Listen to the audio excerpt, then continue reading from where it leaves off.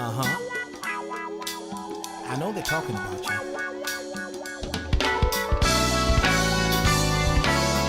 And I know it's been getting to you. And I know that things are hard and times are tough. But you know what? I got good news for you. You're totally unstoppable.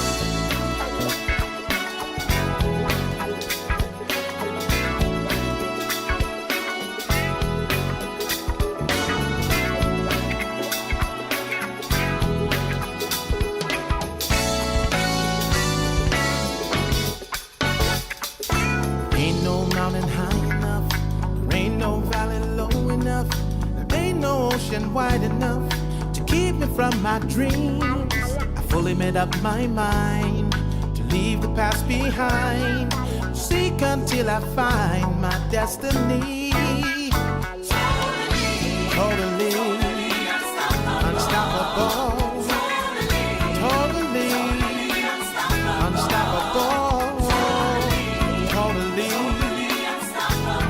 Unstoppable.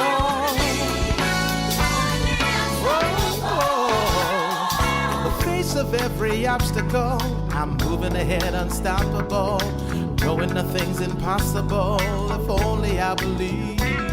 I'm reaching for the unreachable, feeling for the intangible, looking for the invisible, because I believe.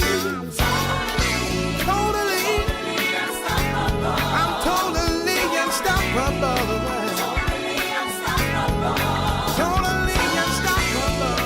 Totally unstoppable. Totally unstoppable. Let me tell you now, every obstacle presents an opportunity. Every rock I see a stepping stone. The only limitation is in my imagination. Doesn't matter what they say, I'm gonna do it anyway. There's no triumph without a trial, no gain without the pain, no glory without a story, no might without the fight, no victory without a victim, no message without a mess, no testimony without the testing. So step by step, totally unstoppable.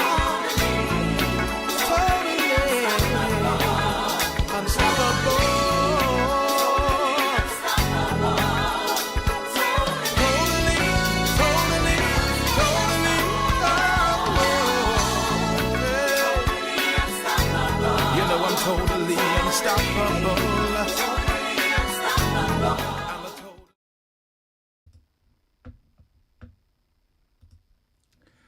Wow and wow, good people. God bless you. God bless you. Greetings and greetings.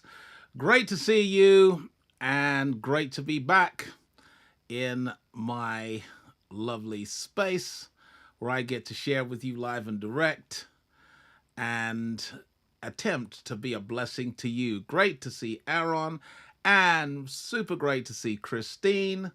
And if anyone else is online, would you put something in the chat box? Let us know that you are here for tonight's blessed business coaching tips.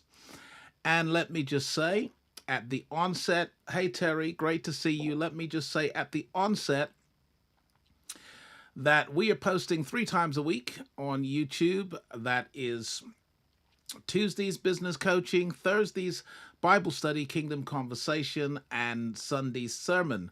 So if you enjoy the content, please do subscribe, like the post, and please comment on the post. That will help YouTube to decide that this is a good post to put out there.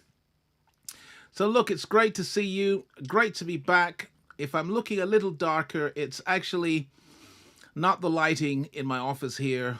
It's a little bit of sunshine. And as you all know, it was my birthday last week and I took a break, had a great time, feeling very refreshed and getting ready to share to share with you. So you're here at the right time. You're in the right place, and we're going to do something very special tonight.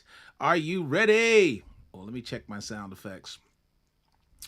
Are you ready?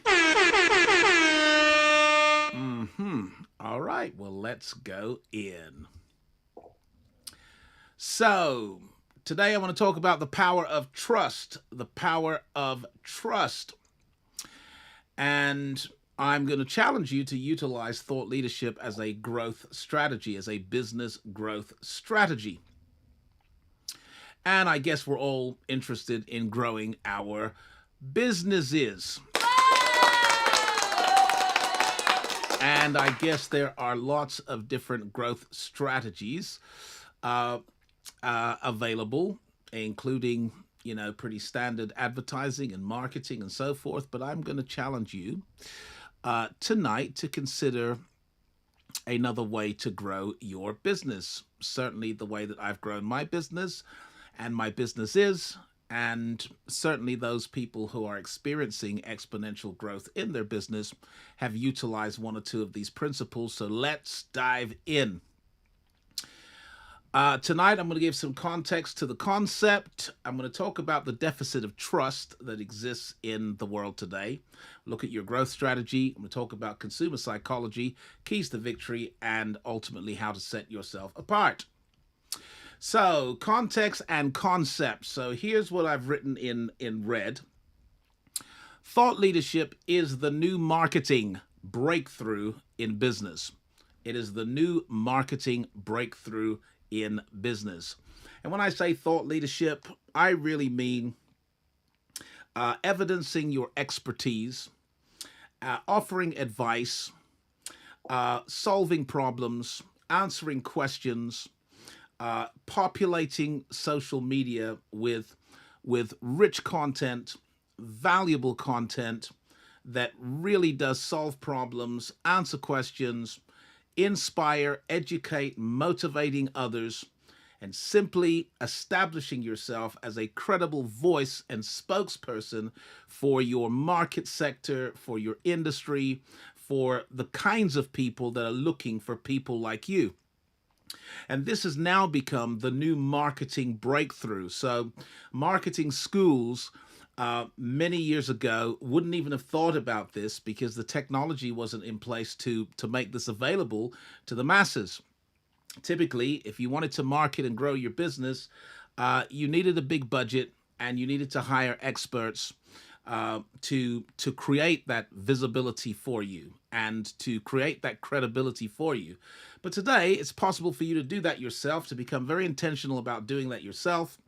And it is very inexpensive compared to what we used to pay years ago. So let's dive into this. Many think of the ideas industry or the business of beliefs. So when I think about thought leadership, I call it the ideas industry or the business of beliefs. But many people think of this industry as unrelated to other industries that sell tangible goods and services. This lesson explains why thought leadership is a credible strategy for growing any type of business, including, so perhaps you have an e-commerce business and you sell physical products, that are drop shipped, manufactured somewhere, drop shipped directly to your customers, and you're using, social media to advertise and things of this nature. Well, guess what? The people who are winning and winning big in e-commerce have embedded a thought leadership component to the business, and that thought leadership component is driving lots of traffic to their offers, and consequently, they're winning big in e-commerce. Likewise, traders, all right? There are people that are trading, that are online trading, they're trading currency, they're trading stocks, they are looking at investments. Check out the big players. All the big players have a thought leadership component embedded into their growth strategy and their business model. Maybe you're into tech. Maybe you're into real estate. Maybe you provide legal services. Maybe you provide financial services and more. Check it out. The big players in your field are educating, informing, inspiring, and motivating others with lots of free content that they've created. Perhaps they've written books on the subject. Perhaps they have courses available on the subject. And these people have established themselves as a credible voice in that particular community. So Why is there such a renewed interest in thought leadership? It is because the attention economy. Now I've put that in bold, the attention economy. That now if you don't know what time it is, let me tell you that we have moved into the era and into the age where attention pretty much dominates economic activity. We are in the attention economy in which everyone is competing for your attention. Actually, millions of forces and factors are competing for your attention. And what this demands is a new growth strategy that gets all eyes on you. Okay? That's why people have become very interested in installing a thought leadership component in their business, because we are in the attention economy. And if you're out of sight, you're out of mind. So I've put here, before you can advertise, you must get their attention. So before you can advertise, you must get attention. Everyone is competing for your attention. However, you only give attention to people who feed you. Woo! Oh my word, that was just so good. Even though everyone's competing for your attention, right? So the minute you get onto any social media platform, there's just hundreds and thousands of people competing for your attention. You switch on a TV, hundreds of thousands, there are people competing for your attention. You switch on a radio, they're competing for your attention. You walk through the mall, every store is competing for your attention. You drive down a highway, there are billboards, right? And they're all competing for your attention. However, the only people that you ever give your attention to are the people that are feeding you. All right. So there's probably 1 million people around the world right now who are live streaming on YouTube, but you've chosen to give attention to me. You're giving me attention because in some way, my ministry, my wealth of wisdom feeds you. Now, it either feeds you by way of inspiring you, it educates you, it informs you, it motivates you, it feeds you. So that's a clue. The only people you give attention to in this huge maze of people competing for attention are the people that feed you. That's a clue, because it means that if you can feed people, if you can feed them inspiration, if you can feed them information, if you can feed them education, if you can feed them motivation, then they're going to give you attention. They're going to bypass all the others and they're going to give you attention, because just as you only give attention to the people that feed you, all right, of the millions and millions that are on YouTube, you're only ever going to give attention to people that are feeding you, either by inspiration, information, education, motivation. They are feeding you, and that's why you give them your attention. And that's how you're going to get attention, is that you need to decide, I am going to be a source of food. I am going to feed. I'm going to feed, not everyone, can't feed the world, but in your niche, in your market segment, your potential customers, your suspects and prospects, if you can feed them inspiration, information, education, motivation, they're going to give you their attention. And this is why thought leadership is the marketing breakthrough in business today. Now, I want to explain the new reality, okay? The new reality. The new reality is that consumers now congregate. Wow. Yeah, they congregate in communities. Now, I call these buying communities. Consumers now congregate in communities. These buying communities allow people to research and review, to comment or to complain. And these communities, take many shapes and forms. They may be an online group. They may congregate around a particular podcast. They may follow particular channels on YouTube. They may be parts of fellowships, associations. They may leave reviews on Trip Finder and all of this stuff, because for the first time in history, consumers can congregate. They can exchange information. They are in these these congregations, these communities, to research, to review, to comment, to complain. So I want you to think of these buying communities and understand that your customers, your dream customers, right? Those who fit the profile of the kinds of people that you could best serve with your offers, with your business, with your service. Those people are parts of congregations and they sit in communities online around the world. Number two, that's a new reality. Number two, a trusted advisor. Thought leadership positions you as a credible voice and a trusted advisor within a buying community. Of course, if you're feeding people in your buying community, you're feeding them with inspiration, with information, with education, with motivation, you're feeding them, you will get their attention, and eventually, if you are consistent and your content is rich, you will be considered a credible voice, and you'll become a trusted advisor within a buying community. That's why people who are winning big in any field move into thought leadership because by the very act of feeding the community, you become a trusted advisor, a credible voice, and a pillar of that community. So the final piece is the best, simply the best. If you help buyers by way of inspiration, education, motivation, they will simply see you as the best in your business and a preferred provider.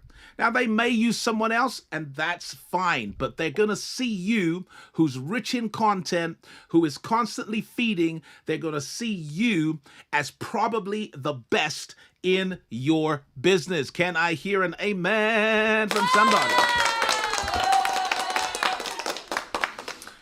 Now, I'm going to explain why this is. It is because of something called the deficit of trust. Okay, so we are living in a skeptical age in which there is a deficit of trust and a breakdown in the relationship between consumers and producers. Consumers don't trust producers unless they can evidence their trustworthiness. Okay? So we're living in a skeptical age in which we don't believe what we read, we don't believe what we see, we don't believe what we're told. Your professional status and standing doesn't amount to much. We are an age and a generation that doesn't care if your name is lawyer, if your name is accountant, if your name is officer, if your name is CEO. We don't care. You have to prove. You're going to have to win my trust and prove that you are trustworthy. You're going to have to evidence trustworthiness because we are in an age with scammers and robbers and liars, and the ocean of the internet is full of sharks and predators, and so we simply don't trust. There's a breakdown in communication and a deficit of trust between consumers and producers. And so producers increasingly have to evidence their trustworthiness. And that you can do that typically through testimonials, because we're more likely to believe what others say about you than we are to believe what you say about yourself. So testimonials go a long way to evidence trustworthiness. Endorsements from other credible bodies go a long way in evidencing trustworthiness. Obviously, rich content, okay? That's the feeding piece where you are feeding. Number 4, subject expertise. If you can demonstrate that you really do understand the subject, and not just the subject, to be fair, you also have to demonstrate that you understand the object. See, the customer is the object and their needs are the subject. So you have to demonstrate understanding of the subject as well as the object. And then sometimes your memberships, if you are a member of a particular association or a governing body, that can go a long way in terms of evidencing trustworthiness. And then, of course, if you're simply associated with credible sources, these things come together, right, to build this bridge right? This bridge between consumers and producers. And the bridge is trust and trustworthiness. And listen, no matter how big the gap between consumers and producers, if you can build the bridge of trustworthiness, you will find that nothing beats the speed of trust. Nothing beats the speed of trust. They will give you their custom. They will give you their loyalty. They'll give you the business if you can build this bridge that bridges the gulf between the consumer and the producer, and that bridge is your trustworthiness. So why is this important? Because trust plays a major role in the buying decision. A major role in the buying decision. Like all business is driven by beliefs. Please, when I talk about business as a spiritual adventure, it is because it is entirely fueled by faith. The entrepreneur is evidencing faith, and the customer is evidencing faith, and the whole thing is based on faith, driven by beliefs. And so what do we got to believe? What is your customer, your next client, what do they have to believe? Well, they have to believe that you are a trustworthy person, that you have personal integrity, that you will stand by your word. They have to believe in your promises. That's all of the marketing documentation and promises that you have made. They have to believe in that. And they have to believe in your performance, that actually you have done and will continue to do for them what you have done for others. Now, it's Aristotle that first developed a philosophy of persuasion, in which he said that, look, if you're going to persuade someone, then what you're going to have to do is install these three components. The first is ethos, and ethos refers to the credibility of the seller, the credibility of the seller. Logos now referred to the rationality or the reasoning behind the argument. In other words, the offer makes sense. And then pathos really spoke to the emotion by telling stories of what had happened to others who took advantage of the offer. So this plays a major role in any buying decision.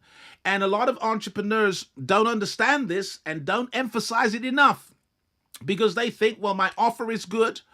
My pricing is good. The packaging is good. The positioning is good. But you're not understanding that there's a big gulf between consumers and producers. There is a deficit of trust. And until a trust bridge is built, they're not going to cross over, even if the offer is good. In fact, you've all heard it's too good to be true. It sounds too good to be true. And they say that if it sounds too good to be true, then it's not true.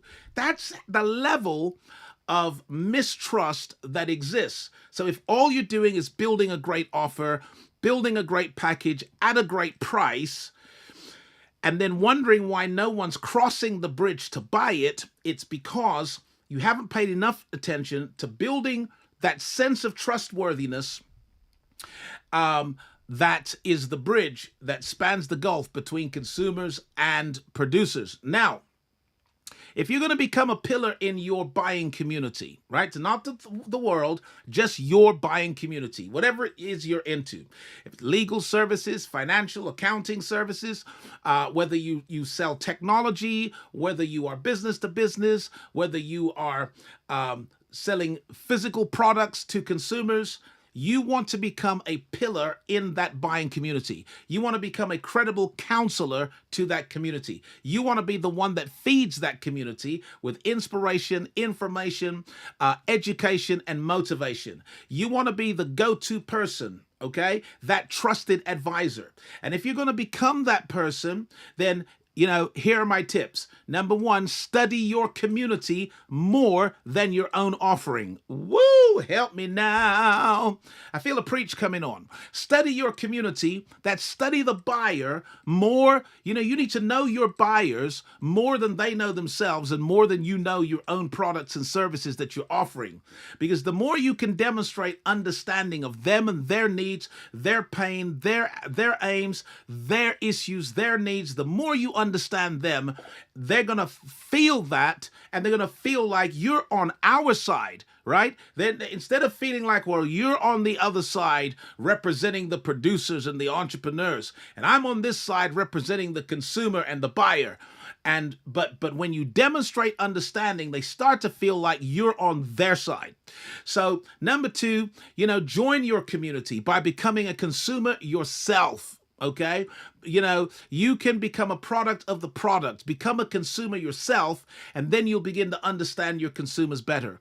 Demonstrate knowledge of your community in every post and marketing document. Demonstrate knowledge of your industry in every post and marketing document. Focus on your community's priorities, not on your own. Give unbiased advice. What do I mean by unbiased advice? I mean, give advice that may or may never result in a sale for you. Give advice even if it means turning them over to someone else. Give advice even if it means pointing them in another direction. Give unbiased advice. Answer pressing questions. Enable quality decision making. Help them to make good decisions. Recommend others in your field. Oh my, I wish I had some help in here. Recommend others in your field, and then create more helpful and engaging content than the others, because that was Solomon's business model. Okay, over 1,000 songs. He just created more content than anybody else.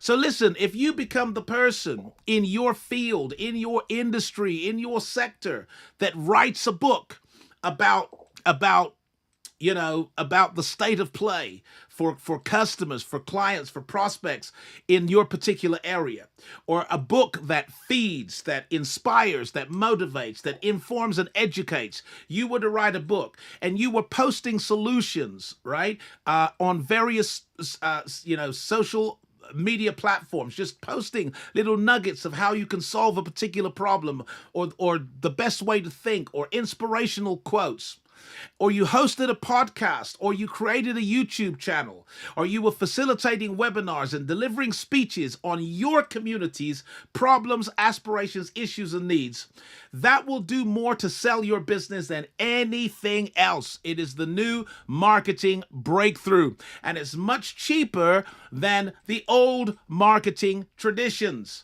because this builds an organic following. This builds relationship, because when people follow you and consume your content, you're bridging that deficit of trust. You're building the bridge of trustworthiness. So when I read your book about real estate investing, or about trading, or I read your book about tech, or I read your book about fashion, I read your things, I now feel like I know you, and my trust for you is rising.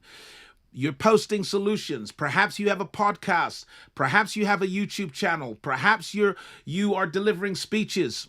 Wow, that will do more to sell your business than anything else, even if you never sell any of these things. You never sell your webinars. You never sell your stuff, but it's all driving traffic to your business. So here's the fast track to trust. Do you want to be considered a trusted name and advisor in your field? Answer yes or yes. Set yourself apart from your competition by answering questions. Make a list of questions, concerns, or conflict that people experience in the area of your own excellence and expertise. Then pour that content into multiple containers to become known as the credible counselor in your field. Can I hear an amen from somebody? All right, just a quick plug. This is only a 30-minute blessed business coaching session. It's packed with value. I challenge you to go back over it again and again and to share the content with your family, friends, and networks.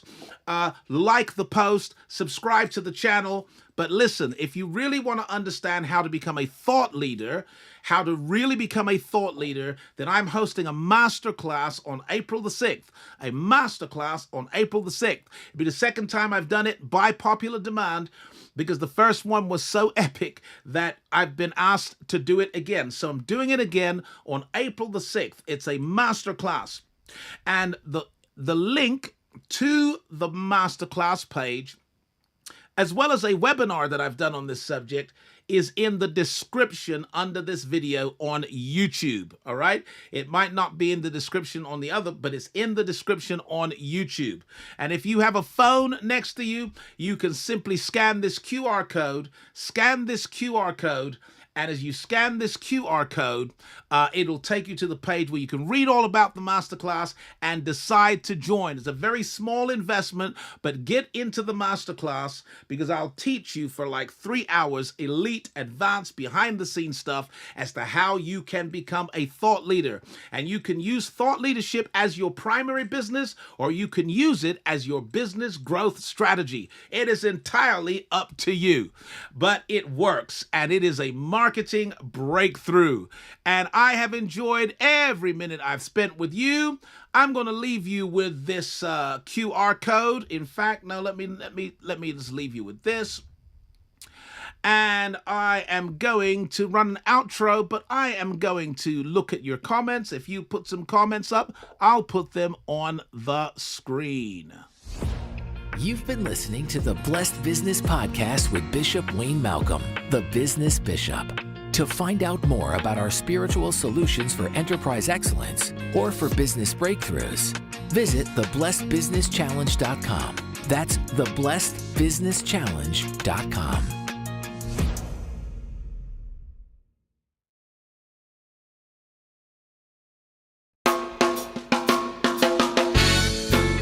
Oh yeah, I know what you got. You know what I got. Yeah, we all got potential. Yeah, we may not all have money, but we all got potential. Potential to be anything that we can dream. Yeah, so get ready. Here we go. Whoever dreamed that I could be a great example of what man can achieve. If he believes and pursues that dream, in time, potential